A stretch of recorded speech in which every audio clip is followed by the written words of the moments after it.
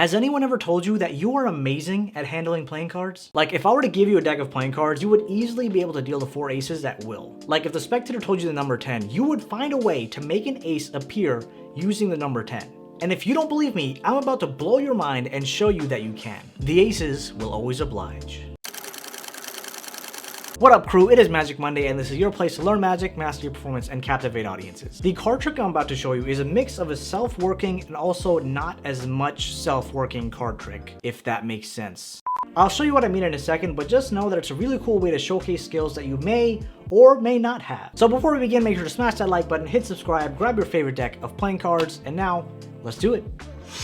Alright, yo, so check this out. For those of you who are curious, today I'm going to be using the Pocket Aces playing cards. Look at that nice blue shine, that soft touch tuck case, and of course that gilding, which makes them not ideal for playing cards or, doing card tricks, but that's okay because, we can at least see the cards. That's all that really matters.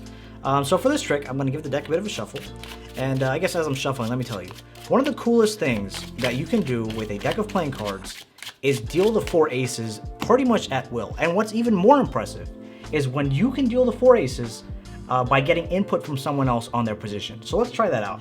I want you to tell me any random number between 10 and 20. Let's just say, to keep it low, we'll pick the number 12. So we're going to deal 1, 2, 3, 4, 5, 6, 7, 8, 9, 10, 11, and 12 cards, right? Fair enough. And just to randomize it a bit more, let's add the digits up. So we're going to add 1 plus 2, which gives us 3. And now we're going to deal 3 cards from our 12 card packet. 1, 2, 3. And if we take a look at this card, check it out. We've dealt the first ace, Ace of Hearts.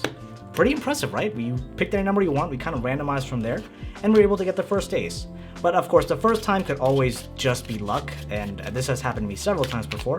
So let's try it out again. Any number between 10 and 20, and let's just say you say 16 this time. 1, 2, 3, 4, 5, 6, 7, 8, 9, 10, 11, 12, 13, 14, 15, and 16. And just to randomize it, 1 plus 6 is 7. 1, 2, 3, 4, 5, 6, 7. Here we go. Fingers crossed that the first time wasn't luck. Ooh, there it is. Ace of Spades. We have the second ace on board. 2 for 2. Now, of course, me being a magician, I can obviously cheat the system and just, deal whatever cards I want. So I'm going to hand this deck over to you, and I want you to deal any number of cards between 10 and 20. And let's just say you want to be bold. We're going to go 19. 1, 2, 3, 4, 5, 6, 7, 8, 10, 11, 12, 13, 14, 15, 16, 17, 18. You've dealt 19 cards. And to randomize it, 1 plus 9 is 10. 1, 2, 3, 4, 5, 6, 7, 8, 9, and 10. Whew. Let's see what we dealt to. Boom. Ace number 3, the Ace of Diamonds. We are killing it. We are 3 for 3. That's how we do. But this time, I wanna make it a bit more random. I wanna make it as random as possible. I don't want you to tell me a number. We're just gonna we're gonna shuffle this up, and we're gonna take a look at the first face-up card. And in our case, it's a 9. Just the value, it's a 9. Let's deal off 9 cards and see what happens. 1, 2, 3, 4, 5, 6, 7, 8, and 9.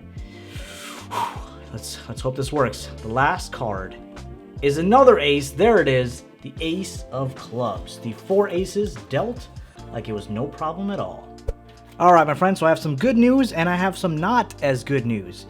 Just to give you some background on this trick before I say that, this is known as Obliging Aces from the Royal Road to Card Magic. And now here's the good news. It's practically self-working. Here's the not as good news.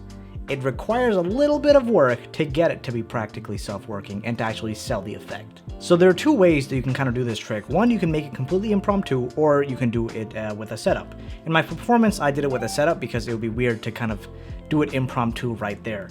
So what you need for the exact setup is you have to go through the deck, find the 4 aces. We have where are the 4 aces? You know what? There's no way you can see this deck well on camera. Let me switch up. Boom! We're gonna bring in these bad boys right over here. Take these cards right out of the box, leave the box over there. And we're going to need the 4 aces. So 1. Now, if you wanted to do this impromptu, you pretty much could set up this trick right in front of the spectator. All you really have to do is move these aces to the position from the top, 10, 11, 12, and 13. Okay, so that's all you got to do with the aces.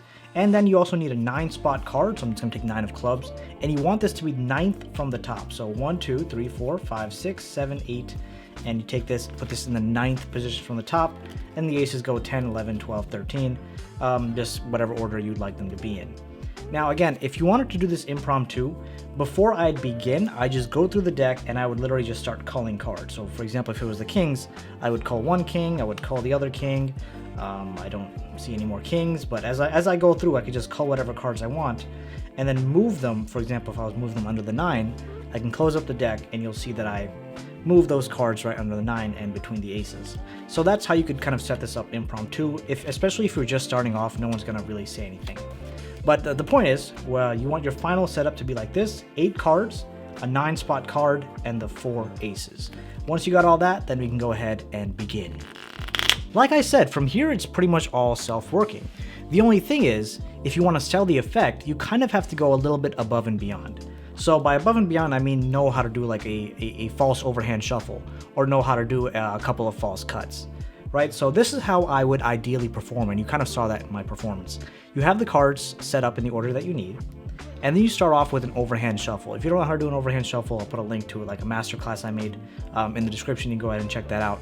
But all you're pretty much doing is maintaining this top pack of about 15 cards. So it's less than 15, I think it's what, 14 or 13 I said, but this top packet of cards. So I do an overhand shuffle where I maintain this packet like this, just by out jogging this top card you can see here, and then I can kind of just grab a break at that location and just do the shuffle over and maintain those cards on top.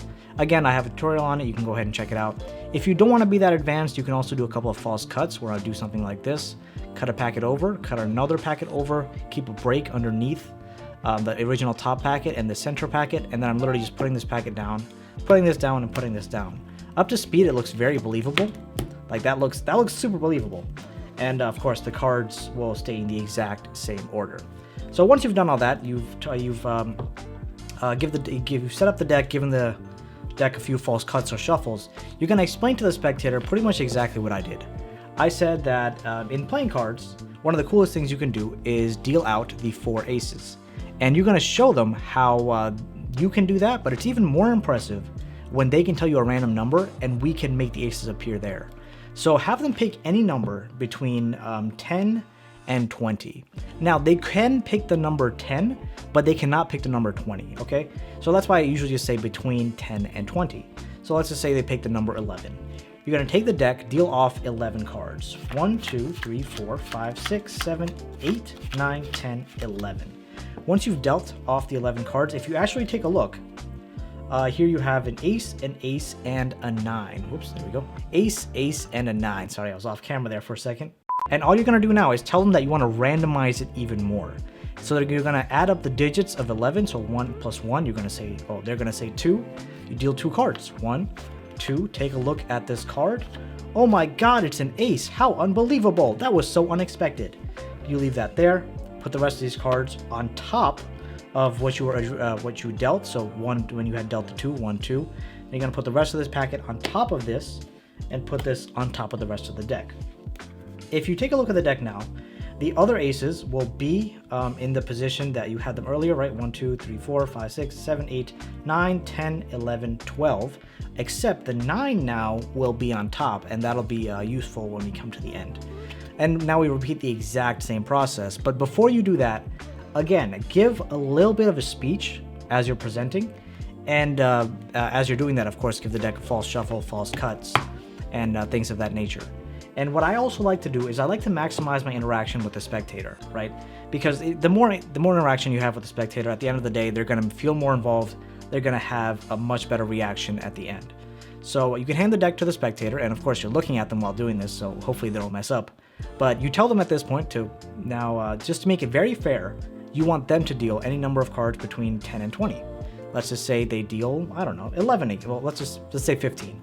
1, 2, 3, 4, 5, 6, 7, 8, 9, 10, 11, 12, 13, 14, 15. And you're literally just going to repeat. Add the digits 1 to 6. You're telling them you're doing this because you want to randomize it as much as possible. So they deal 6 cards. 1, 2, 3, 4, 5, 6. They take a look at the 6th card, and look at that. It's another ace. And again, the cards in your hand will go on top of the packet that was just dealt, and this will return on top of the deck. And you'll see again, the 9 will move here to the bottom, and then we have the 2 aces. And you're just going to repeat this. Let me just go through that real quick. All right, so once you've dealt the third ace, the last thing that's going to happen is you have a 9 on top. And then 10th from the top of the deck, you have the last remaining ace.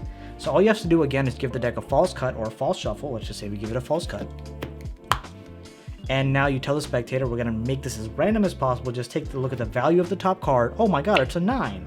Well, let's deal off 9 cards. 1, 2, 3, 4, 5, 6, 7, 8, 9. Take a look at the 9th card, and you'll see you have dealt the 4 aces with the spectator's help. If you want to check out another card trick from the Royal Road to Card Magic, you can click on this video right here. It is phenomenal, and I think you'll like it. I'm pretty sure. And to support me and get tons of exclusive content, make sure you check out the Underground Club. The link to it will be the first one in the description. Thanks for spending your time with me. Love you guys. Have a great day ahead, and I'll see you really soon. Deck drop.